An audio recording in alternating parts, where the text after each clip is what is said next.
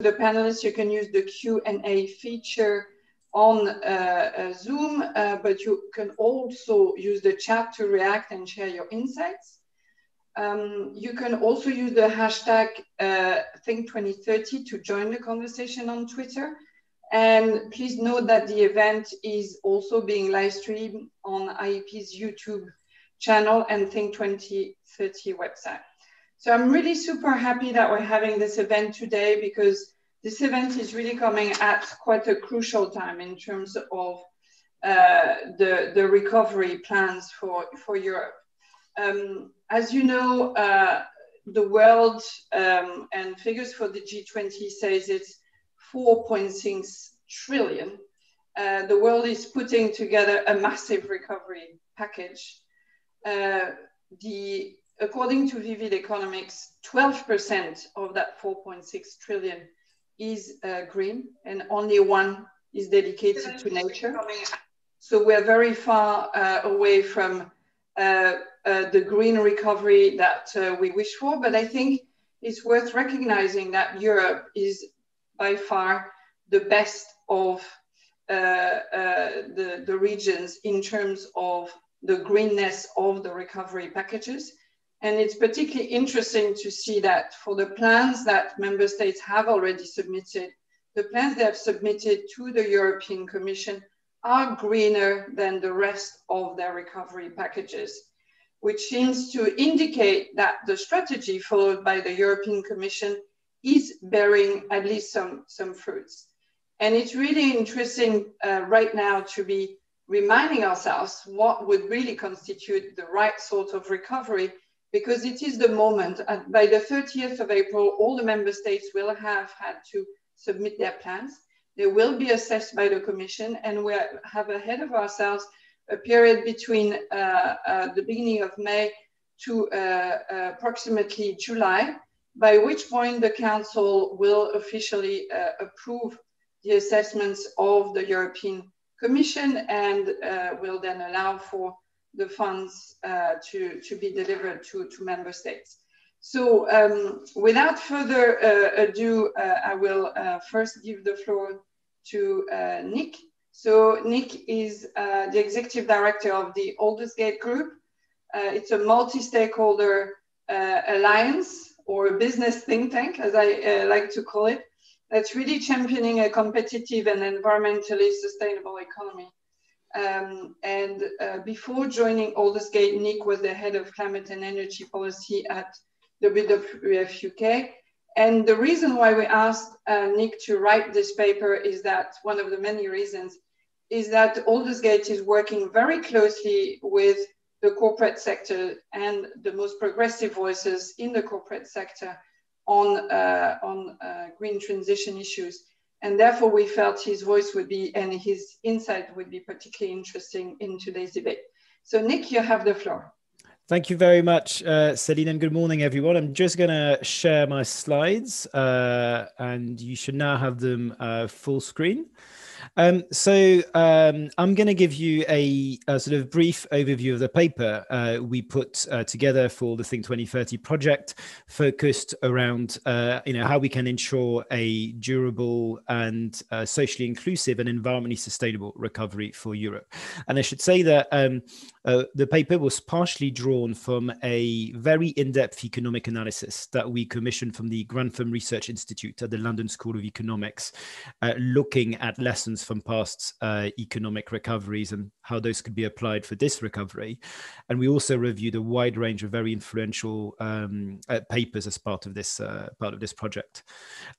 So before I dive into our recommendations, and in light of the fact that Europe is in the midst of a third wave of the pandemic, I thought it was important to first of all take a step back and reflect on why does it make sense to align the recovery with climate and environmental goals, but also what can we learn from past financial crisis, and in particular 2008 global financial crisis. Now, when commissioning our research with the London School of Economics and reviewing other evidence, there was a few key sort of lessons that really emerged from what happened after 2008. And one of the key hallmarks of the way in which G20 economies recovered from the 2008 crash was that although there was an initial focus on providing some emergency investment to keep the economy afloat, very quickly nations moved to cutting public spending in order to limit public debt in the near term. And when nations did invest to support their economies, there was a very small focus on sustainability. And I think the average across the G20, according to the Oxford Smith School of Enterprise and the Environment, was something like 16%. In other words, only about 16% of the stimulus measures that were taken in the years following 2008 could really be classified as green. And interestingly, last year, the International Energy Agency published its own report on what would constitute a green economic recovery. And in that made the observation that actually the years following 2008 saw a record rise in global greenhouse gas emissions. So when you reflect on the lessons that we can draw from 2008, you really sort of get to a situation where you see that a very rapid focus on cutting public spending, very little attention paid to sustainability, resulted in actually very low productive growth for the following decade, high levels of social and regional inequality, a drop in the quality of public services, but also negative environmental impacts. Now, 12 years on, a lot has happened. We're in a situation where the range of low carbon technologies available to us has significantly grown, whether you look at energy, transport, but also increasingly other more complex areas such as heavy industry. We're also seeing a lot of the costs of those technologies having fallen, and there's a much better understanding among economists and policymakers that actually specific policy interventions can help accelerate the rollout of low carbon technologies and cut their costs and create jobs in the process. And as a result, the economic consensus has changed. What you're seeing here is a survey that was carried out by the London School of Economics and a bunch of other institutions who interviewed over 230 central bank officials, but also finance ministry officials in G20 countries.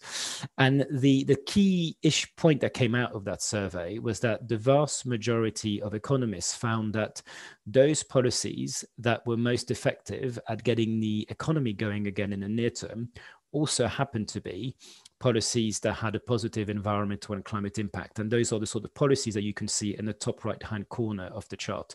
So we're looking here at policies to roll out energy efficiency and low carbon heat in homes. You're looking at charging infrastructure investments. You're looking at natural capital or nature restoration investments, renewable energy projects, and so on.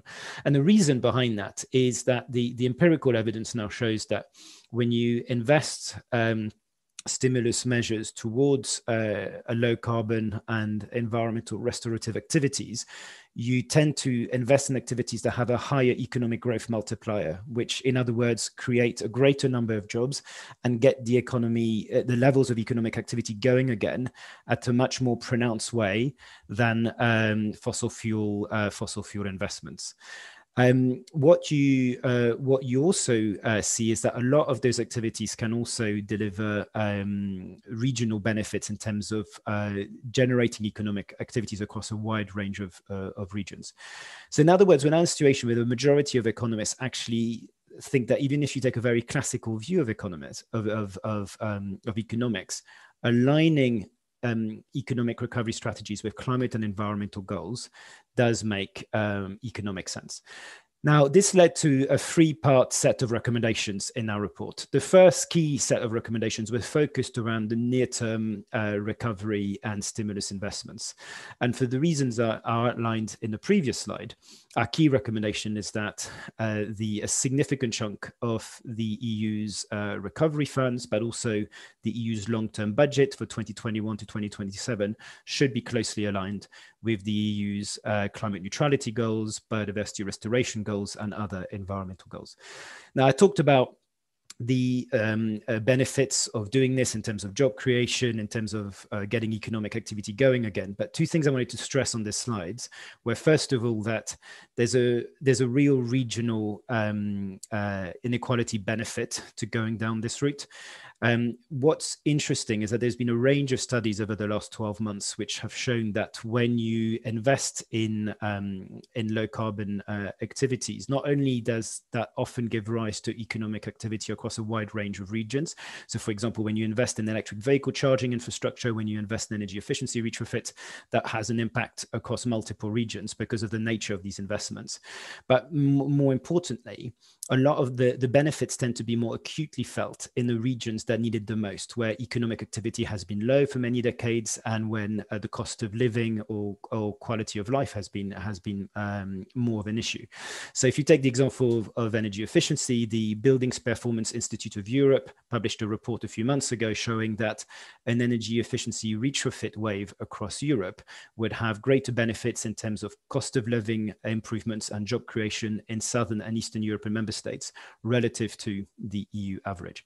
And the other thing to point out is that when we talk about aligning stimulus investments with climate and environmental goals, don't forget about the biodiversity and nature restoration.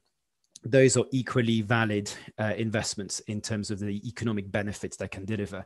In fact, Vivid Economics, in one of the reports that Céline mentioned at the start, found nature restoration projects to be one of the most effective investments in terms of delivering job creation and economic activity benefits in the near term as well as the long term. Now, in order to ensure that stimulus investments really go in the right place, having a robust assessment and tracking methodology is going to be important. And that's particularly important if we are to ensure that the 37% of EU funds that's been earmarked for delivering the EU's climate ambitions is delivered on the ground, as well as the overall principle that no EU funding should result in any kind of significant harm to the environment. Now, our preference would have been to have seen some clear methodologies approved by the European Court of Auditors. We're currently in a situation where the Commission is putting forward the Green Taxonomy and the Do No Significant Harm guidelines as a way of monitoring the award and use of investments. Whether that's going to be enough, I think, is really a point for debate. There's quite a lot of controversy at the moment and changes being made to these guidelines. So I think that's something that's really worth keeping an eye out on. And as Céline pointed out, when we talk about recovery investments, we need to not just look at what the EU as a whole is doing, but also what national member states are doing. Because in some cases, the funds being put forward by some member states to support their near-term recovery are actually far in excess of what they'll be getting from the EU. And therefore, ensuring the sustainability of those packages is important as well. Now, second pillar is slightly more long-term, and again, it draws back from the lessons we can learn from 2008. Beyond the focus on cutting public spending rather than investing that we saw in 2008, the other big omission that happened then is that very few structural reforms were made to align economies with long-term climate and environmental goals. And it's really important that we use the opportunity of this recovery exercise to not just make positive stimulus measures, but also really look at how the structure of the economy as a whole and industrial strategy as a whole can be better aligned with the goals of climate neutrality and biodiversity restoration.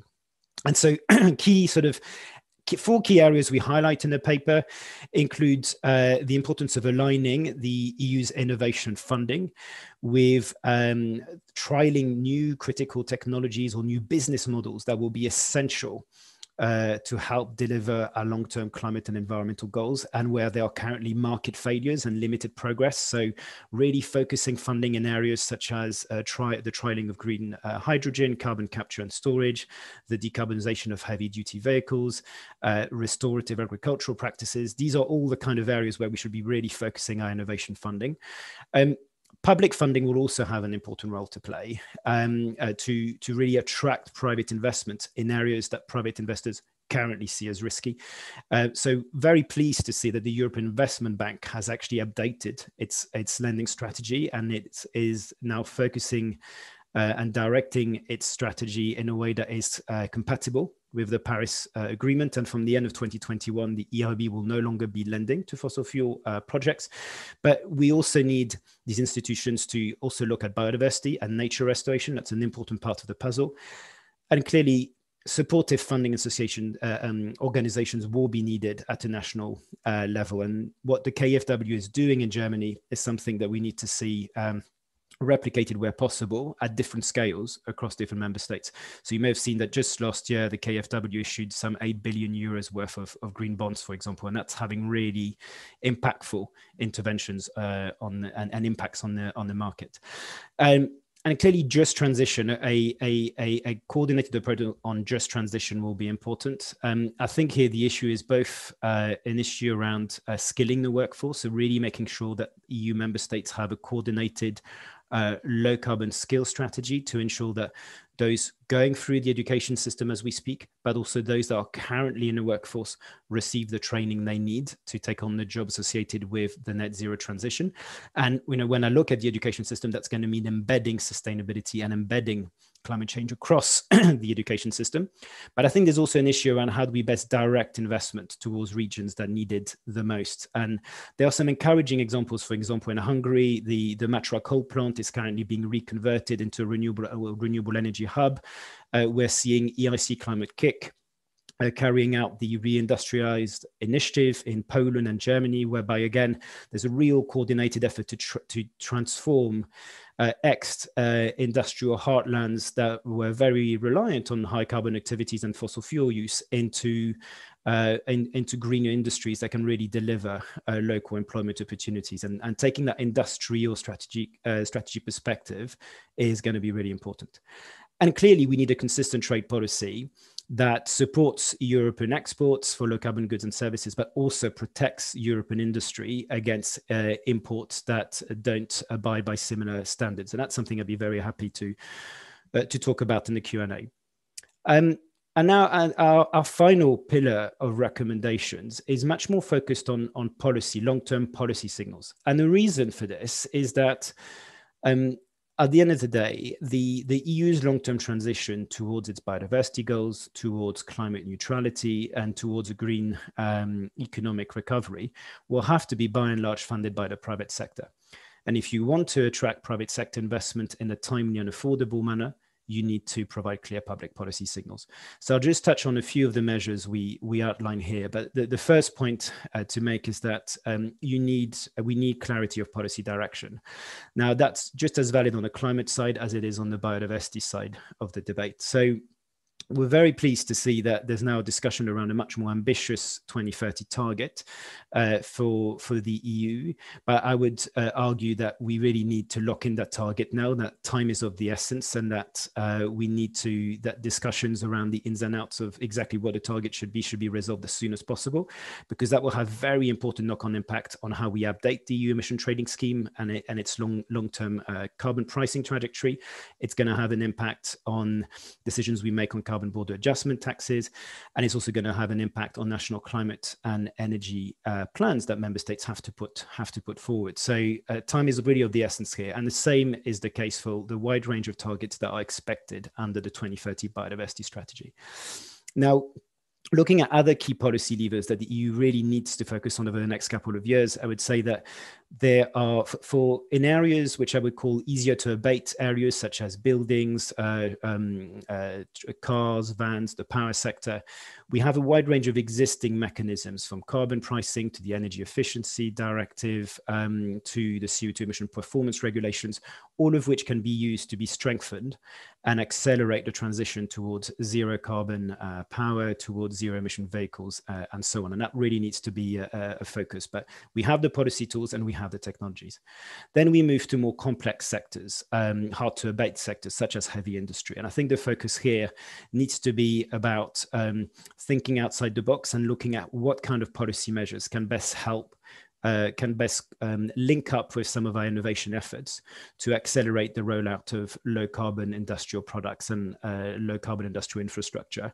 And beyond carbon border adjustment measures and clear carbon pricing, I think there's a potential role for product standards to drive improvements, both in terms of embedded carbon, but also in terms of resource efficiency that the EU could be looking at.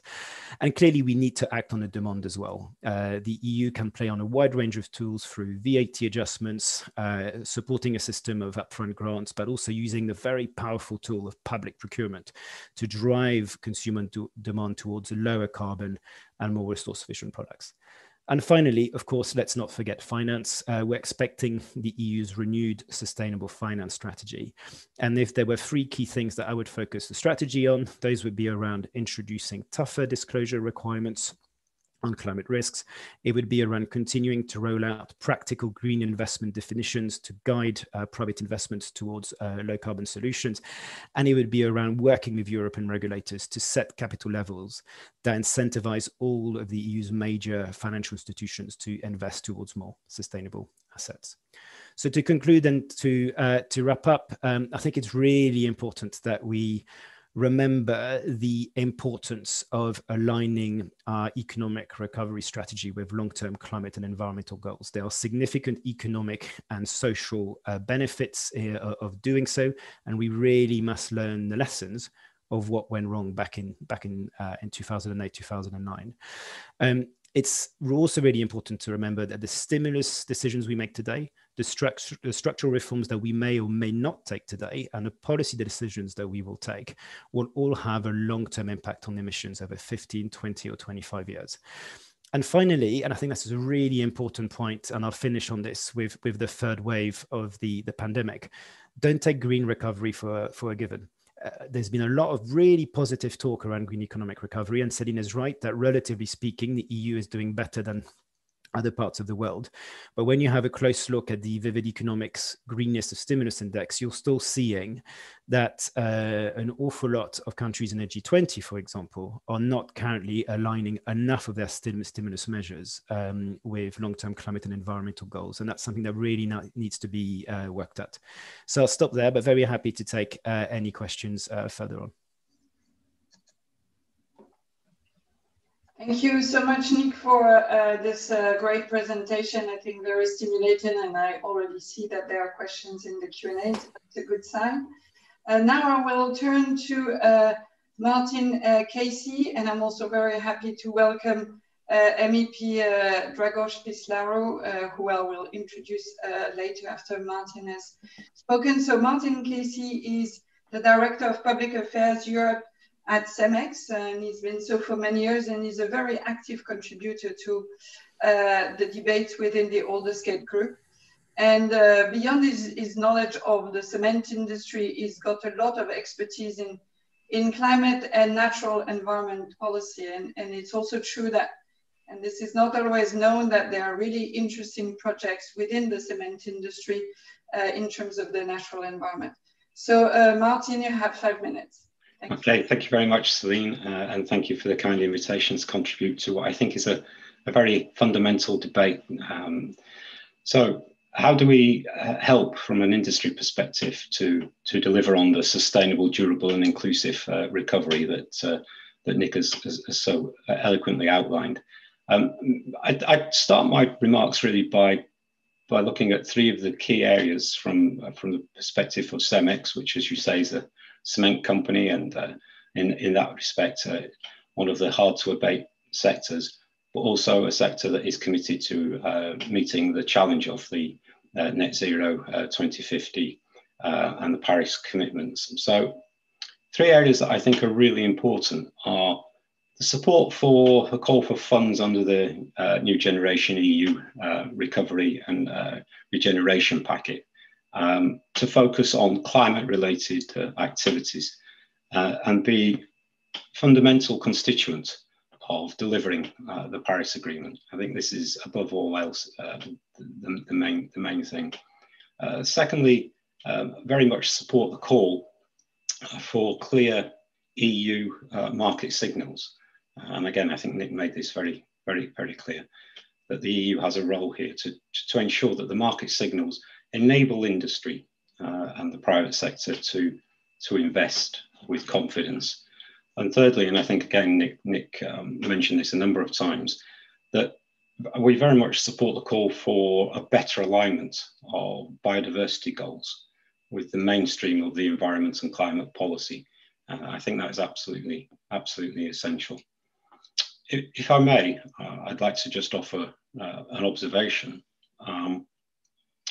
I certainly find it very comforting to see that this extensive paper is advocating and concluding that doing these things will ensure a desirable, durable, socially inclusive and environmentally sustainable recovery, whilst, and I think this is really important as one half of the equation, whilst also helping to build a competitive, regionally diverse, net zero emissions and environmentally resilient economy. And I think it's really key that we look at both sides of those things, that we not only have a recovery, but one that also facilitates and enables the competitiveness of European industry and commerce. So what are those policies that I think are fundamental to helping get us along this path? I think the phrase that has come to the fore recently in the EU is the one fit for 55. And I think that summarizes everything very, very well indeed.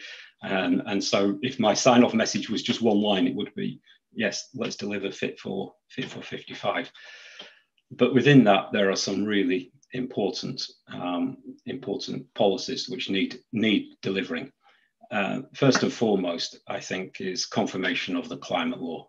I don't think I can overemphasize the importance, especially to private companies and industry, the confirmation of that law as soon as possible.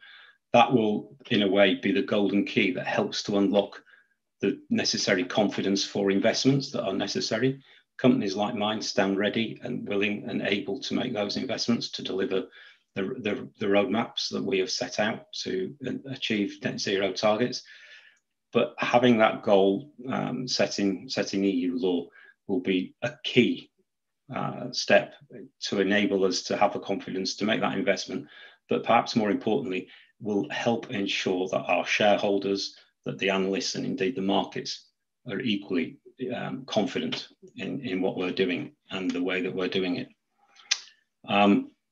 Secondly, I'd suggest that it's really important that the EU emissions trading scheme is expanded to better reflect the key sources of emissions that currently aren't covered, and to ensure both a fairer burden share and help ensure that just a small number of sectors and industries aren't taking an undue pressure in order to help try and deliver on the path to 55% reduction by 2030 and the net zero by 2050.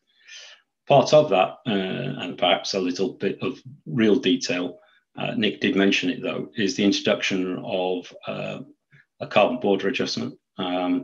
Now it's fundamental that this is WTO compatible, and that initially at least that it works alongside the emissions trading system to help prevent carbon leakage, but more importantly ensures competitiveness of EU industries while encouraging other trading nations to put in place robust CO2 policies. And thirdly, I'd say, and forgive me if I didn't hear this, but I think we need to ensure that the Circular Economy Action Plan is progressed, and ensuring that within that, the whole life principles are the baseline, and that resource efficiency is better enabled, and that the rules governing things like waste are focused actually on facilitating reuse and recycling, to enable that circular economy to be properly embedded. And in support of that, and Nick has certainly emphasised this point, we need a trade policy that underpins these objectives.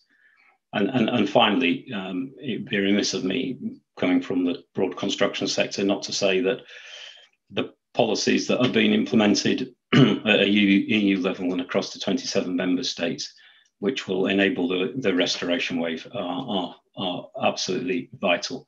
The vast majority of the buildings that we will have in 2050 are already with us, and so ensuring that those are as energy efficient as possible, I think again is a fundamental underpinning of the path to this target. So that's my high-level summary, but very happy to participate in the Q&A afterwards. Thank you. Thank you so much, Martin, and also very interested to hear your comments on the carbon border adjustment mechanism.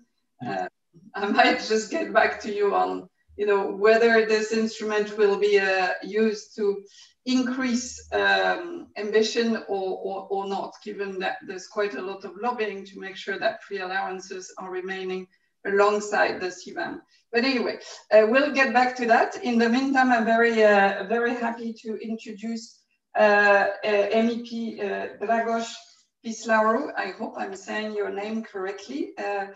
You are, Dragos, you are a Romanian economist. You are in the Renew party. You've been a Minister of Labour in your government. And we're particularly excited to have you here because you have played a key role as rapporteur for the Resilience and Recovery Facility. So we really want to hear from you. Where do you think we are at? Are we on course to achieve a sustainable, durable and inclusive recovery for Europe? The floor is yours. Good morning and thank you, Celine. Thank you for the invite. I wish to congratulate actually the Institute for European Environmental Policy for organizing these exchanges. And I will also like to thank Nick and Aldersgate Group for presenting a very interesting paper, the policy paper, which is actually, you know, bringing forward several reflections that I've been working at a different level on them as well. Now, as part of my background, you need to understand that I'm, in a past life, I've been an academic and doing economic research. So I am so fond of, you know, being here and, you know, debating on a study. I really appreciate the work of think tanks. I do believe that we actually need a lot of planning and thinking and brainstorming on what is actually happening right now. Martin was actually mentioning quite a few things that have actually happened in the Parliament, and the European Parliament has actually played an important role in accelerating, you know, recently the agenda at EU level. I would say that after a period of malaise that culminated with the Brexit thing, I mean, we are right now on the verge of, you know, building a new wave of transformation in Europe, and the European Parliament has actually been the center of it. And at the center of the European Parliament is my group, Renew Europe, which is exactly about renewing the way we do things.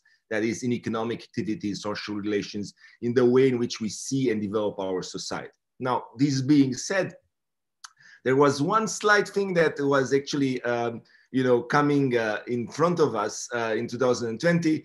Obviously, I'm actually sarcastic here. Is the greatest challenge, social and economic challenge that the Union has faced in the last century. And I believe that there is an important contrast that we should actually, you know, put forward, you know, as 2020 was such a difficult year, 2021 right now is the year of, I would say, the greatest opportunity in recent years for the Union to become more resilient, to show that we've learned the lessons of the pandemics and we can actually move forward in a different and better way. That's actually the definition of resilience. It's not just resistance, it's actually the capacity to adapt and do things in a better, more sustainable way. And the pandemic has, you know, just exposed our vulnerabilities. That was clear for everyone. I mean, we are right now discovering structural problems that we are facing throughout the EU, but those structural problems were, you know, before the crisis as well. And I think that this is one thing that we should recognize. We are right now facing the consequences of a habit that we've developed for too long. Words will remain just words and strategies will remain just strategies if not accompanied by action. And ambitions will remain just dreams if not accompanied by resources and instruments to transform them into reality. We've had in the past the Lisbon Agenda, I mean, the targets to become in Europe the most innovative, let's say, strategic group in the world. I mean, we had a lot of ideas in the past. And what is really important, and that's why I'm actually reading with a lot of interest your study, is that it takes you a lot of precision when you project a vision to actually implement it. And that's actually, I think, the most important thing that we are talking right now. Now, obviously, in times of pandemics, the European Union has shown this amazing moment, historical moment of solidarity with the Recovery and Resilience Facility and in the Next Generation EU package as a whole. And with this 672.5 billion euros for a proper recovery and consolidated resilience, we are all at a different starting level right now. And again, you know the details. I will not go, through the details of the RRF. Everyone knows them, and I'm not here to brag about, how well we've been able to devise or the difficulties in having a perfect regulation. But what I'm actually going to draw your attention on is the fact there is only 1 month left until the member states will need to submit the national recovery and resilience plans in order to access the long-awaited funds. And we at the European Parliament, we wanted to be sure that the support is there. But basically the member states are the ones that are deciding under the guidance of the Commission, obviously, and their mandate, how these reforms are going to be put forward. And there are a couple of things that are, clearly, set to improve what we are talking about here. The RRF and the overall thinking, it's about, just a couple of things that would be underlined here. First, it's a framework to reform our past. And this is something very important. I mean, the idea of having reforms and investments, but reforms was actually embedded before the pandemic and before the RRF. And that idea about the reform support program was actually designed to stimulate member states to implement the country-specific recommendations that have been issued during the European semester and not respected to a large extent. Only about 1/3 of those country-specific recommendations, and by country-specific recommendations, I'm meaning things that member states should have done in order to push for the European ambition and policies. And again, we have this track record of not implementing them. And right now, what we've done, we have actually, put it at a different level with a different stake. And we are right now actually supposed to tackle them in a direct way. I mean, if you look at why so little progress has happened from the Paris Agreement until recent days, we understand that a lot of things were related to the semester process, to the way in which at European Union, we are actually moving things forward. And right now, the pandemics have actually helped us to use this momentum, not just for a way to put some money, to have a cash machine, to resolve some budgetary issues, but really to be able to, change the paradigm, to do the paradigmatic shift that we need in terms of our way of thinking, our way of moving forward. And the reforms are crucial. And I've been looking to the report that you've been put forward. And why the tone of the report is so, the analysis is so serious is that there are serious things to be done and they cannot be taken for granted. I mean, it's not just because the parliament has actually issued or the council and the parliament have actually issued a couple of instruments and some lines ahead. And Martin, I would say that some legislation is actually going through as well. That doesn't mean that we are going to implement that, in a jiffy. So that's actually the problem. So, okay, so we have right now a revamped framework. We had frameworks in the past, but right now it's a little bit more serious and the stakes are higher. So it will be difficult for any member state to just, bail out. I mean, the whole thing with the free rider syndrome would be actually more difficult. I mean, because everyone is actually watching more closely. And I think that's a good thing. The other thing is that apart from the framework, we have the means to invest in our future. And I think that we are, more serious right now than in the past, because after we are, witnessing the consequences of the COVID pandemics, we are in serious need for investments. So this is clear. So right now, the choice, it's not if you need to do investments or not. I mean, this is macroeconomics 101. You need, counter-cyclical measures to get us out of the crisis, and investments are clearly, at the top of the list. So right now, the question is, are we going to do good investments or bad investments? I mean, obviously, I'm oversimplifying here, but what I'm trying to say is that if we have this understanding that we need to do investments, we can use the path dependency and, more or less, follow the inertia of doing the things that we used to do, and that would be the bad thing.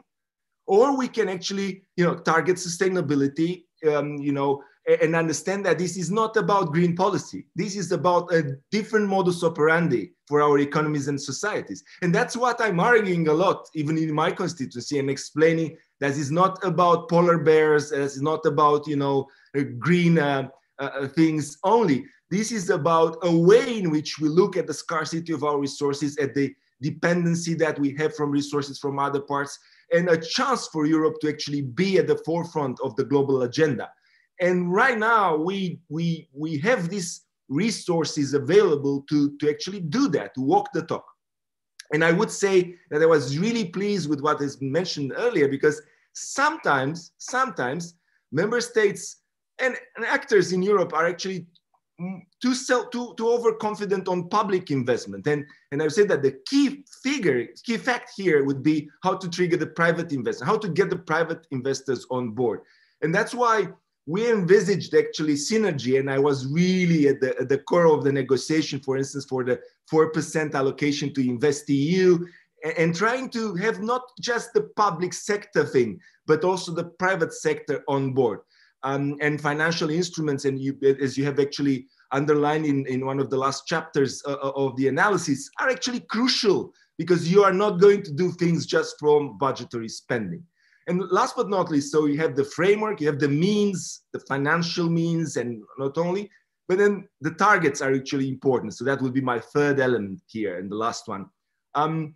Now, it is clear from the beginning that the RRF should be aligned with the EU Green Deal with the 2030 and 2050 climate targets.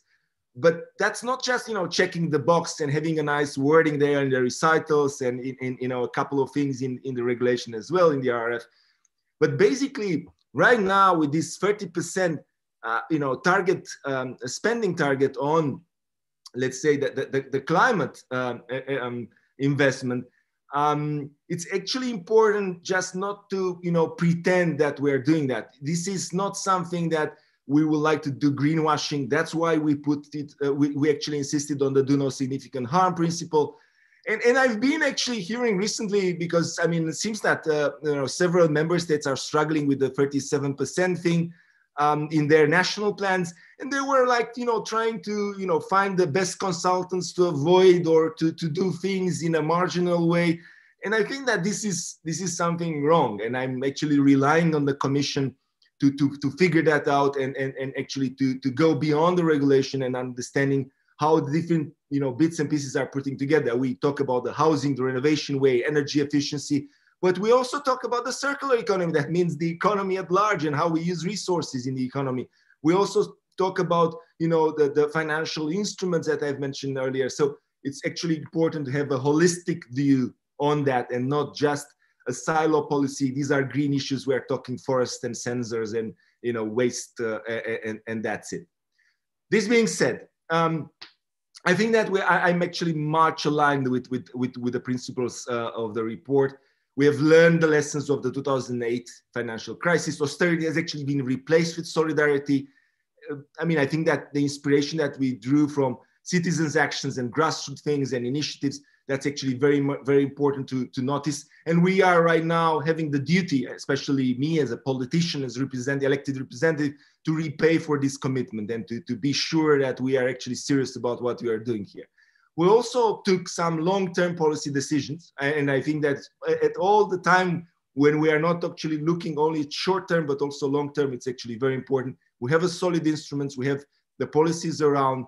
We have right now a comprehensive economic recovery, way of putting forward the 6 pillars in the RRF, the way in which they are balancing themselves, the fact that we are having together both this in the industry and the SMEs and the renovation wave and the other goals related to digital and green.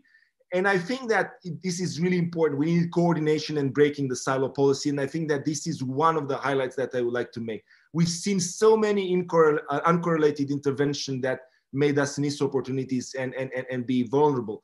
So I would really believe that the comprehensive implementation is key.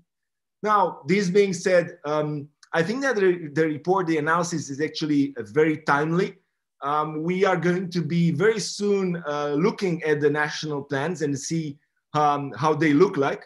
I'm already having a regret. I need to confess that as the, one of the godparents of the RRF, I would say that I've been fighting for a lot more of the pan-European dimension that unfortunately we are right now struggling to see. Everyone is in a rush, and it's difficult to see what are those flagship pan-European projects supported by all member states.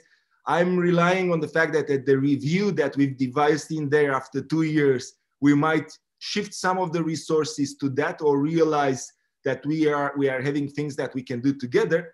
But this being said, I'm really optimistic about the future. I think that at all different levels in my place for the monitoring, I'm part of the monitoring working group in the Parliament, and I will be done immediately, Celine. And we are going to look together to see that the implementation is going to fit the purpose. Thank you so much. And sorry if I exceeded a little bit the time, but you see that I'm talking with some degree of passion about this particular topic. So congratulations, and let's work together to see the things that you've mentioned in the analysis implemented. Thank you. Thank you so much. And I'm sure that much passion was needed to ensure that this package was going through, because it's not been an easy endeavor. So congratulations on that already for the baby. We have 15 minutes left, sorry. And I want to make sure that we try to answer most of the questions, so I will try to regroup them. The first group of questions is about the behavior of economic actors.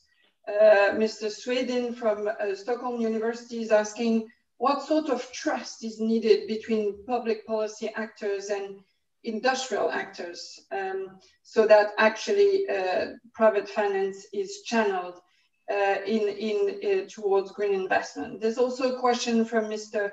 Coyton or Mrs. Coyton.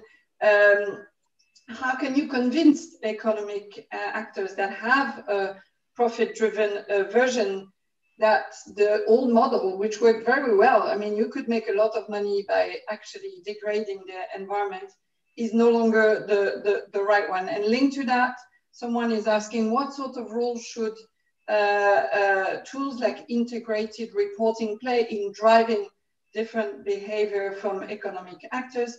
And last but not least, lots of questions around how good is the taxonomy?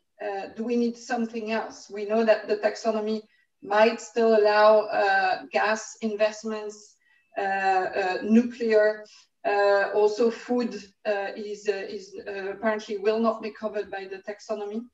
So this is the first set of questions. Nick, do you want to start? Yeah, thank you, Celine. So I'll try and sort of cover briefly all of them. I think on the trust question, trust is going to be extremely important. I think you need a degree of governments working with industry and civil society and developing their long-term plans together. And I think actually it's quite interesting examples in Sweden in terms of the fossil-free roadmaps that have been developed across different economic sectors, where there's been a really positive degree of government and business interaction in sort of setting out ambitions over the next 20 years to cut emissions on a sector by sector basis, and probably quite a few good lessons that can be learned from that. But I think staying with this issue of trust, but also looking at the question around how do you shift the behavior of economic actors.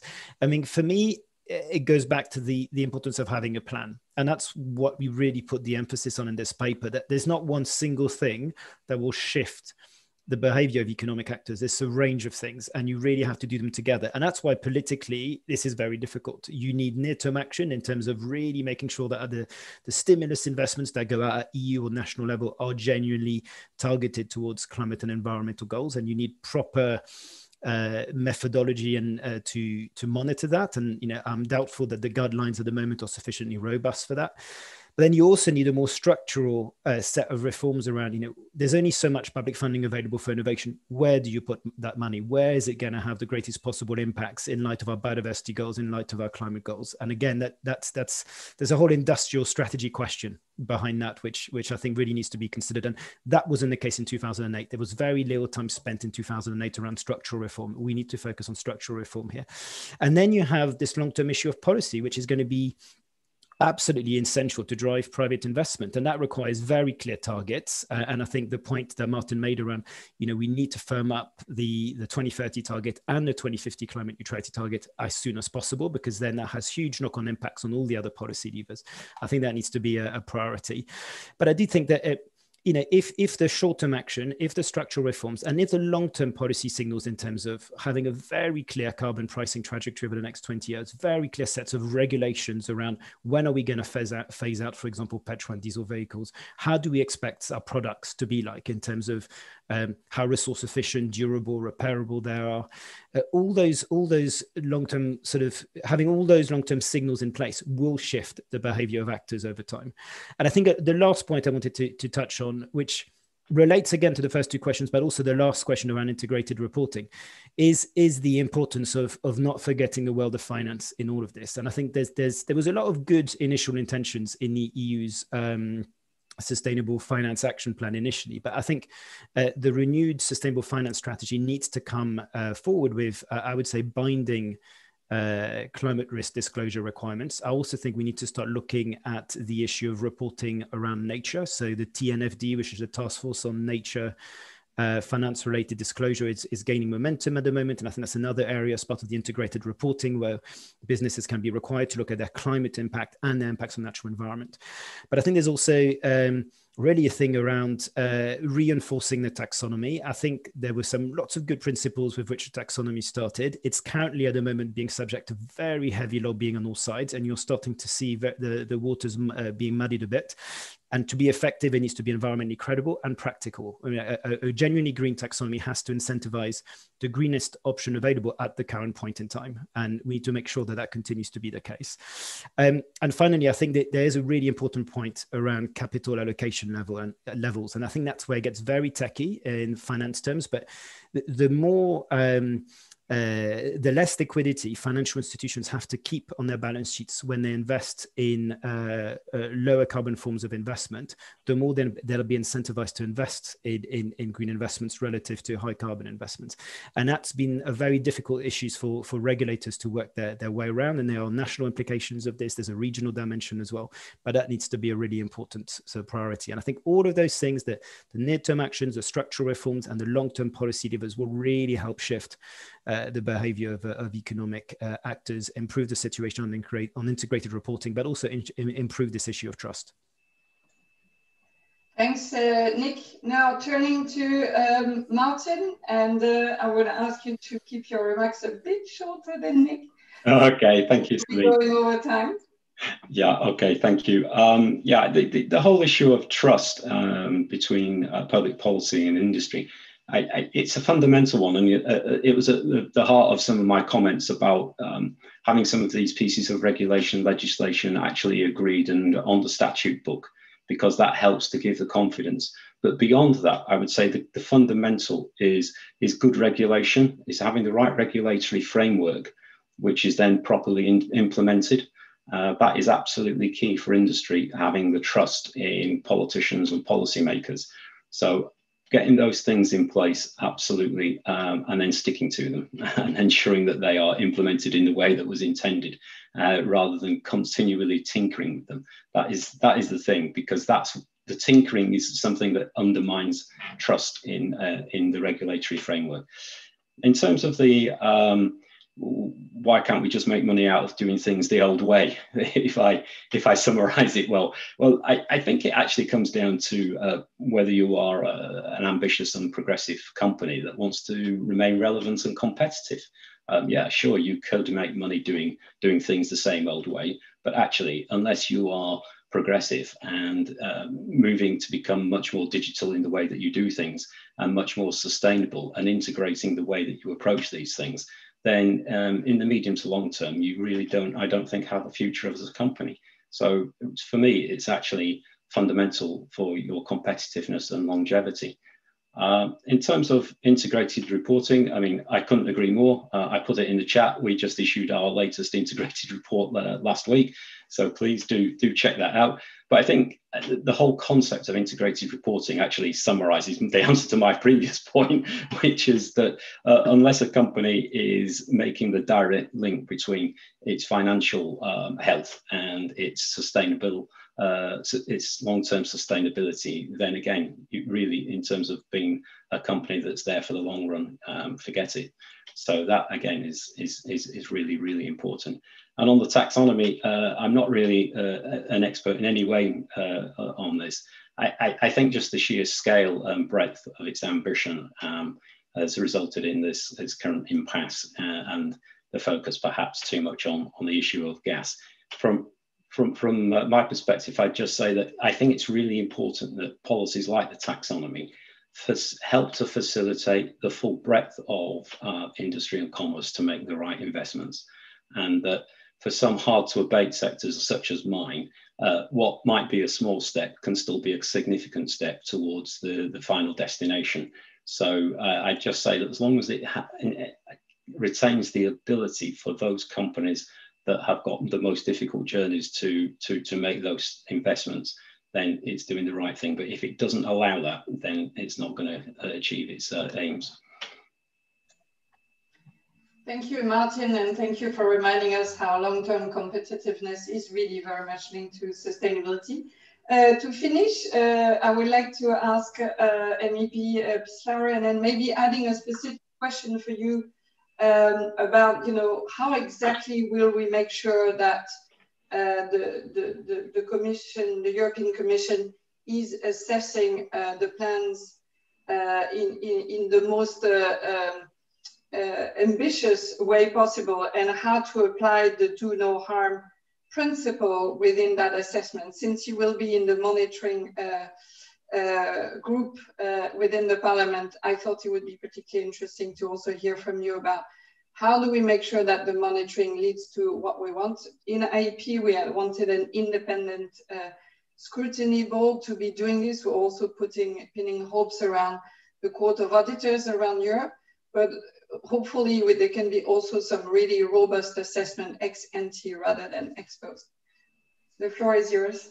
Yeah, one of the key issues of the negotiations in the trilogues, and this is not necessarily top secret because it was quite clear, was exactly the role of the Parliament in the process, because you know that the Council has the emergency break, and the Parliament had no such similar or parallel process. And this is an ordinary procedure. I mean, it's about co-decision, and we should have been there on equal footing. But I mean, this was a difficult thing to negotiate. So we in the Parliament have actually struggled to preserve our role as a guardian of the fact that things are going to be well implemented. So we've introduced a particular chapter related to the scrutiny of the Parliament. Now, we are having this Econ Budge working group that I'm a member of, and we will actually enforce what we put in the regulation. So it's very, very simple. So we are asking the Commission to send us the information at the same time with the Council, to send us all the national plans to look at, to have the hearings. We are actually having quite a few tools to expose the fact that we see that the original ambitions have not been preserved. So this is actually clear. We are going to have our first meeting after the Easter, let's say, recess. And again, we are going to embark on a road where we are quite determined to stick and to respect the things that we put there. Just a very, very brief comment about the topic that was commented earlier.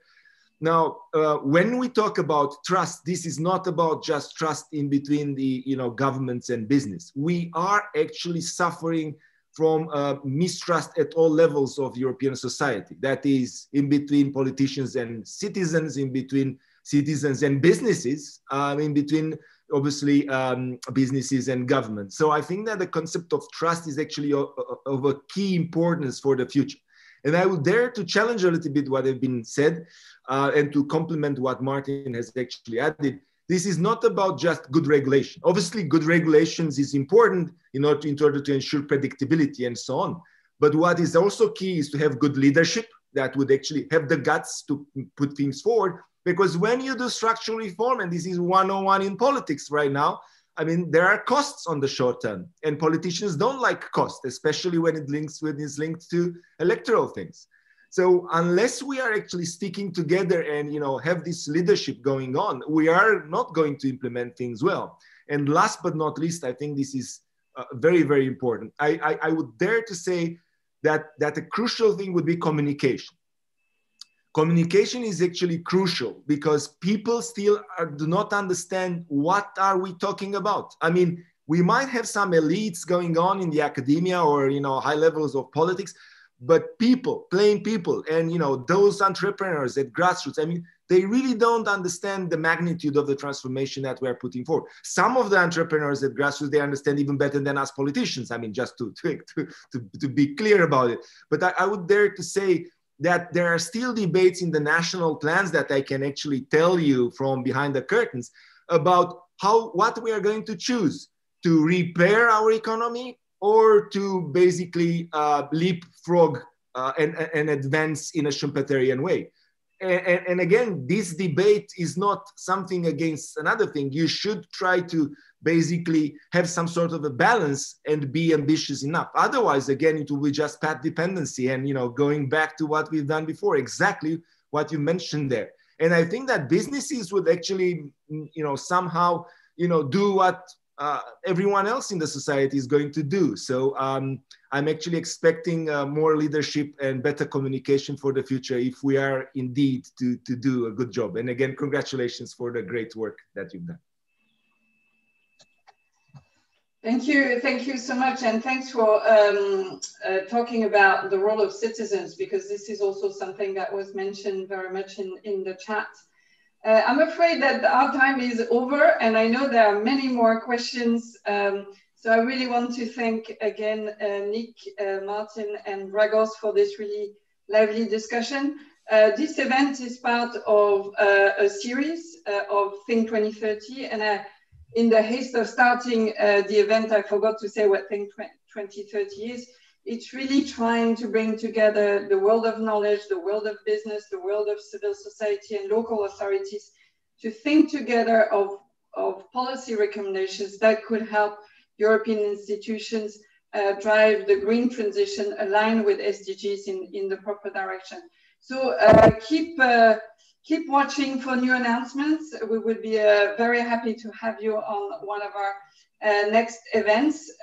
And again, congratulations to everyone who's been involved in bringing the debate where it's at, because I do think that compared with the last financial crisis, we are in a markedly different environment in spite of a much larger crisis.